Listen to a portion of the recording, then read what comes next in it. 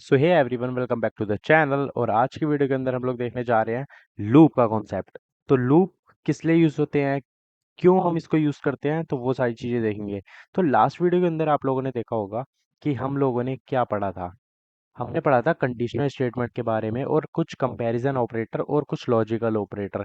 Hope so आप लोगों ने इनको एक्सप्लोर करा होगा। मैंने आपको नॉट एक्सप्लोर करने के लिए बोला था, तो आपने खुद से एक्सप्लोर कर लिया होगा और ये सारी चीजें भी आपने एक्सप्लोर कर ली होगी। तो चलिए आज हम लोग शुरू करते हैं लूप्स के कॉन्सेप्ट के बारे में। तो लूप्स हम लोग यूज क्यों करते हैं बेसिकली। तो मान लीजिए अगर आपको कोई भी टास्क को रिपीट करना है, अगर मान लो मेरे को इस हेलो को 5 बार और लिखवाना है, तो आप क्या करेंगे। तो आप लोग इसको कॉपी पेस्ट ही तो करेंगे, यहाँ जाएंगे फिर यहाँ पे पेस्ट करेंगे, यहाँ पे पेस्ट करेंगे, यहाँ पे। मगर पाइथन के अंदर हम लोग उसी चीज को थोड़ा इजी बनाने के लिए लूप्स का कॉन्सेप्ट यूज करा जाता है। तो लूप्स का कॉन्सेप्ट इसलिए यूज करा जाता है कि हम लोगों को कोई भी टास्क जो है रिपीट करवाना होता है, ठीक है। तो हम लोग लूप्स का यूज करते हैं। तो लूप्स का यूज कैसे करते हैं और कितने टाइप से लूप होते हैं पाइथन के अंदर, तो चलिए इसको एक्सप्लोर करते हैं।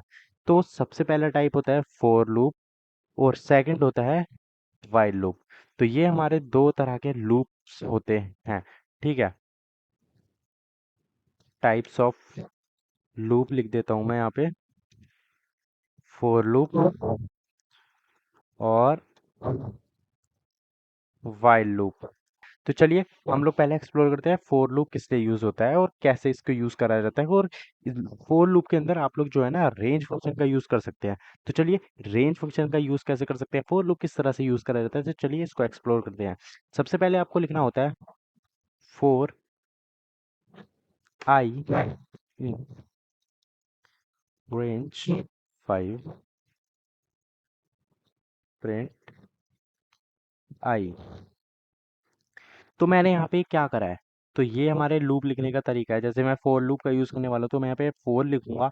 आई क्या है, आई मेरा एक वेरिएबल है, ठीक है, जो आइटरेट हो रहा होगा, ठीक है। और इन इन मतलब उसके अंदर रेंज के अंदर, किसके अंदर, रेंज के अंदर। ये क्या है, ये नंबर ऑफ टाइम्स है कि आप लोग कितनी बार अपने टास्क को रिपीट करना चाहते हैं। तो मैं यहाँ पे लिख दिया 5 बार। क्या प्रिंट करेगा, आई प्रिंट करेगा, ठीक है।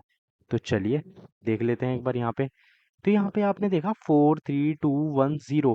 ये जीरो क्यों आया, मैं तो यहाँ पे 5 लिखा था, तो 1 to 5 आना चाहिए था, मगर नहीं।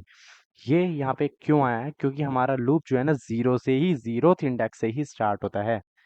जीरोथ इंडेक्स से ही लूप जो स्टार्ट होता है। अगर आपको किसी एक अपनी रेंज दे देनी है कि मान लीजिए आपको अगर 1 to 5 करना है या 1 to 10 करना है या 1 to 100 करना है, तो आप लोगों को यहाँ पे 1 5 करना होगा। तो रेंज फंक्शन कुछ इस तरह से ही वर्क करता है। यहाँ ये आपकी स्टार्टिंग इंडेक्स है, ये आपकी एंडिंग इंडेक्स है, ठीक है।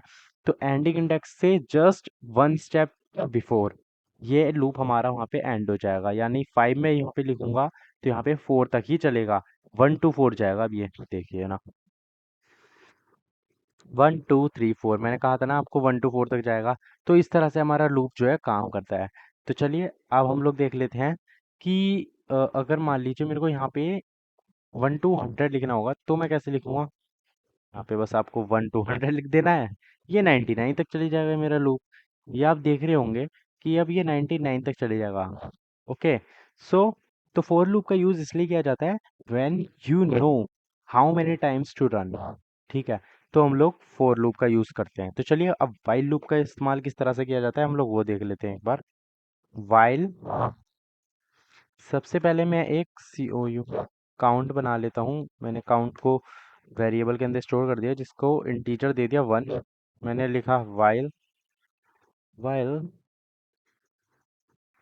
सो मैंने यहाँ पे एक ब्लॉक लिखा है, कोड ऑफ ब्लॉक लिखा है, जिसके अंदर मैं क्या कर रहा हूँ, एक मैंने वेरिएबल स्टोर करा है जिसके अंदर 1 वैल्यू है, ठीक है। मैंने वाइल लूप का यूज करा, यहाँ पे मैंने काउंट डाला, यही डाला, और ये स्मॉलर इज इक्वल टू, ठीक है।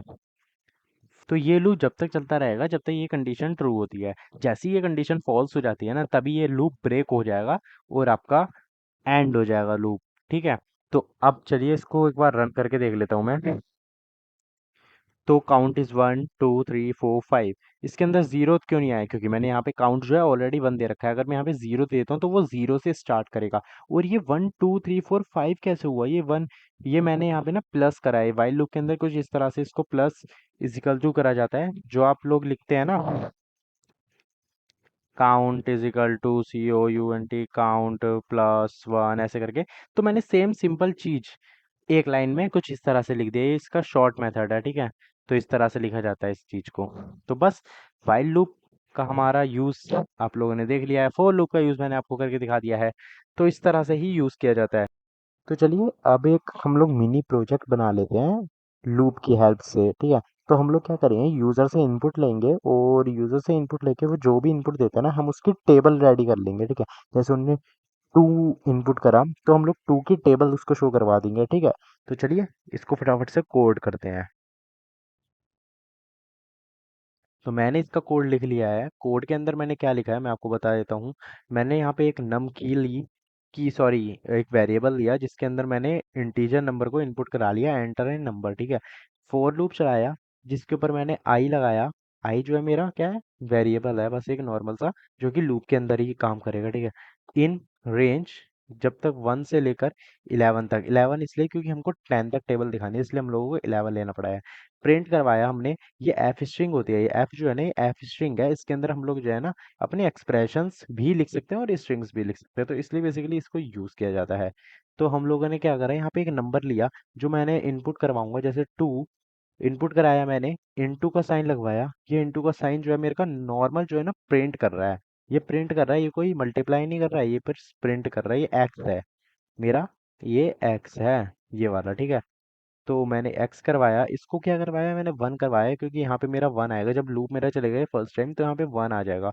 इजिकल टू, ये भी प्रिंट के लिए है, नंबर मल्टीप्लाई बाय आई।